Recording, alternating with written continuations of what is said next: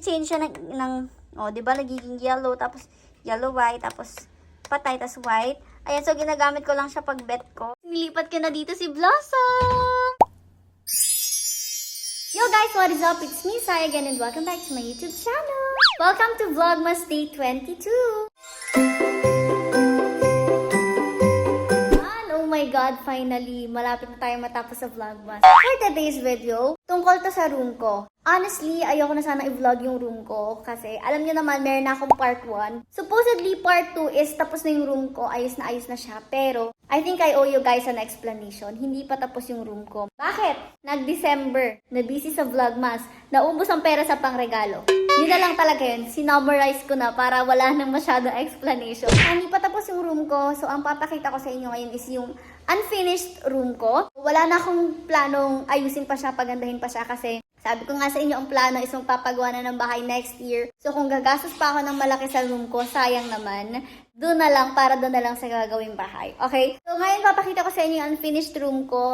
Explain ko sa inyo yung mga nadagdag, yung mga binago ko, inilipat ko. Pero most probably, 30% lang yung nabago. Wala akong masyadong binago. Change ko lang siya ng position kasi hindi nag-work yung unang pwesto na gawa ko. So tara, punta na tayo sa taas. Pakita ko na sa inyo. Okay, so papasok pa lang, kita nyo na yung mga kalat. Tsaka yung nakahiga dyan. Okay, so same pa rin. Pagpasok nga lang, makita nyo yung mga pangregalo ko bilang isang ninang at magpapasko. Charot. And then, so andyan yung pangregalo ng mga bike. Dyan ko muna siya nilagay. Kasi pag sa baba, kinukulit siya ni Shamin, tapos pinagliliga-ligan. So sa side na to, unahin natin sa side na to, wala naman nagbago. Andito pa rin yung mga equipments ko for vlogging. So andon, meron akong malaking package dyan na i-haul ko. Tapos, ito yung Christmas tree ko na nasira na dahil ng mga pusa. Kita nyo, tinatanggal nila yung mga decoration. So, natanggal sa dahil ng mga pusa. Tapos, ito, tinamba ko lang dyan. Pagpasensya. I-haul ko kasi yan eh. Tapos, ito, lagayan ko. Galing to sa TikTok shop. Super ganda niya. Lagayan ng mga products na ipopromote ko. At tapos, ito, yung mga sandals ko, nilagyan ko lang 2 extra. Okay, so ito. I think, hindi nyo pa to nakikita. Sa itong side na to, yung hindi nyo pa nakikita. Ito, binili ko siya from Shopee. Lalagay ko na lang sa description box yung link niyan. And super nahirapan kaming gawin to. As in, parang 2 days ko tong ginawa. Kasi kulang-kulang siya ng butas. Pero I swear, nung magawa siya, super worth it. Kasi super ganda na yung tsura niya. And I love how my play buttons sit there. Like, super cute. Shopee rin to. Actually, may ilaw to eh. O yan, diba? Nag-change siya diba? Nagiging yellow. Tapos, yellow white. Tapos, patay. Tapos, white. Ayan, so ginagamit ko lang siya pag bet ko. Tapos ito, umiilaw din siya. Ayan o, sinasaksak. Kaso tinatamad ako magsaksak. So ayan yung mga play buttons ko, medyo madumi. Dito ako naglalagay ng mga socks. Tapos ito yung mga shoes ko. Ayan, nandyan lang sila lahat. And dito yung roller skates, mga heels, more on heels sa side na to. Kasi may pagkababae rin naman tayo natitira. Okay, so let's move on to this. Nilipat ko na dito si Blossom. Diba? Andito si Blossom, katabi yung binigay sa akin ng kanyang daddy na flowers. Nox! May ba flowers na yung ate mo? Binigyan ako ni Mary ng flowers nung first monthsary namin. Ayan. Siguro rin nung meron din sa second, at sa third, at sa fourth. Charot! Sinasanay tayo eh. Kung napanood yung vlog ko, bumili ako nito kasi ito lang yung nag-iisang husky na toy na nakita ko, or stuffed toy na nakita ko na color brown. Wala na akong makita kahit saan, so kinuha ko siya agad. Kasi usually nakikita kong ganito gray. Kasi diba usually huskies gray. Tapos first time ko makita ng brown, tapos dun sa store siya na lang talaga yung brown. So kinuha ko talaga siya agad-agad. Kasi siya si Blossom. So tinabi ko siya dyan kay Blossom. Tapos yan, eto naman mga drawers ko na to. Ang dami nagtatanong pero ayokong i-recommend sa inyo. Hindi, medyo kasi na-disappoint ako dito. Kasi supposedly malaki siya. Ang ina-expect ko is malaki like ganito kataas. Tapos yung isa is like, yung isang ganito kalapad. Kaso ang liit niya, like lagayan lang siya ng mga underwear. Pwede sa underwear. So, ang nilagay ko dyan mga underwear, itong buon to. Tapos the other side, crop tops. Tapos kulang pa. Sikip na sikip be. Kasi expect na talaga malaki siya. Hindi ko na-expect na ganyan kaliit. Kasi 1,000 plus na yan. Ganyan kaliit. So, naloka ako. Pero lalagay ko pa rin yung link niyan sa description box. Just in case gusto niyo ng maliit na, lagayan lang. Now, on to this side, wala naman nagbago. Andyan pa rin yung mga box. And super proud ako sa damitan na to kasi talagang ang tagal na niya sa akin, ba diba? Worth it yung 10K. 10K kasi isa niyan. So, bali 20K. Plus yung shipping fee pa. Sila na rin naman nagbuo dito. So, worth it talaga kasi ang tagal na niyan sa akin. Bakal kasi to guys, metal siya. So, hindi siya madaling masira talaga. And maganda. Maganda siya super. Okay, so this side, ang daming changes. Ang dami, wala. Actually, para sa yung mga gamit, iniba-iba ko lang ng pwesto. Kung maalala niyo, ito before is andito sa side part na to. Pero, nilipat ko siya sa dulo kasi masyadong harsh yung natural lighting na galing dito. So, masyado siyang harsh. Nilipat ko siya sa paparian para pag mag-video ko is wala masyadong light na from natural light. Ang harsh kasi ng natural light dito, guys eh. Nandito yung mga bags ko. Punong-puno na siya, be. As in, marami pa akong bags. Diba, ayan na siya, punong-puno. Sa tatay yung binili namin ni Liza. Ayan, as well as this one.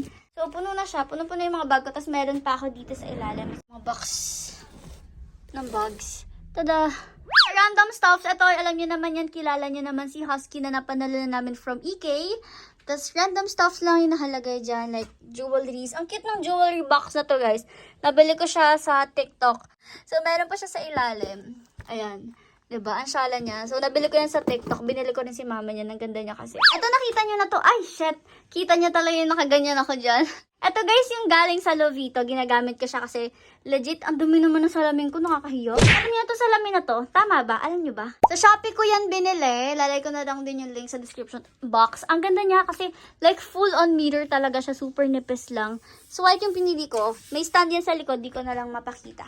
Tapos dito naman, ayan, medyo may changes dito kasi kung maaalala nyo, ginawa ko siyang makeup table. Lahat ng mga makeup ko andito lang noon, pero di siya nag-work kasi super makalat, be. Ayoko na super makalat. Ang kalat niya, tingnan. So, ang ginawa ko, nilagay ko yung mga flowers dyan as design. Cute-cute, diba? Tapos, yung blossom, nilagay ko dyan para pag may makeup ako. Kita ko siya lagi. Tapos, yung mga makeup ko, nilagay ko dito. Wow! Ito kasi, di ba, kung mapanood nyo dun sa vlog ko before, na binili ko ng gift si mama. Ito yung dating lagay namin ng TV. Pinalitan ko ng bago, binili ko si mama nung mas malaki. So, wala mapaglagay nito. Sabi ko, sige, sa room ko na lang, ganyan. Sayang naman kasi kung itatambak, glass, hindi magagamit. So, ayan, nilagyan ko. Ito yung mga perfumes ko. Tapos, ito yung mga kung ano-ano, kung kuru brushes. Bumili ako ng bagong brushes. Lipsticks, konti na lang yung lipsticks ko, tinapon ko na yung iba kasi baka ma-expired pa. Tapos, hindi ko na bet yung shades. Tapos, kung ano-ano lang, mga skincare, whatsoever. Guys, ito ginagamit ko siya lately. Tingnan nyo, ito yung U. Super mahal ito, diba? Pinakita ko sa inyo noon, pero first use ko pa noon. Ngayon, ginagamit ko pa siya hanggang ngayon. Hindi pa siya mabilis maubos. Sulit pala yung 700 pesos. Tapos, maganda rin siya talaga, legit. Natatanggal talaga yung puffiness ng eyes ko. Kaya talagang everyday ko siyang ginagamit morning and night. Wala namang bago sa room ko. Kung makikita nyo, yan pa rin. Ay, ito pala! Bumili na pala ako ng blackout curtains. Blackout siya kung makikita nyo, hindi super init. Hindi pumapasok yung init. Talaga lang medyo may konting liwanag. Pero tingnan nyo dito. Madilim. Madilim talaga yung room ko. Dahil ng blackout curtain na yan. Binili ko yan sa Shopee, pero ang problema ko dyan is namali ako ng sukat na in-order. Kasi kung makikita niyo, super haba niya. Ang daming extra fabric. Papaayos ko siya. Pero ayan, super haba niya. Yun yung problema ko. And hindi ko na siya binali kasi nahiya naman ako kay seller. Maaabala pa si seller and all. Kasalanan ko naman. Mali yung sukat na binili ko. Ang mahal din niya, be. Para umabot siya ng 5,000 to 6,000. Ang binili ko is 6. Tapos, yung in-order ko, wala kasi siyang white. So, cream yung in-order ko, which is bumagay naman sa part na to. So, ayun. Yun lang muna siguro, guys, for today's video. Talagang, I just owe you guys an explanation kaya ginawan ko tong video na to. Hindi na sana ako gagawa ng part 2 ng room kinamberlo ko kasi nga, hindi pa naman siya tapos. So, na-explain ko lang naman sa inyo na ganito na siya, ganyan na siya, and hindi ko na siya gagawin ulit. So, yun lang muna, guys, for today's video. Thank you so much for watching. Always remember to be beautiful. Merry Christmas, everyone. Napakalapit na ng Pasko. Ano kaya regalo niyo sa akin? At yun lang muna, guys, for today's video. I'll see you guys on my next video. Bye!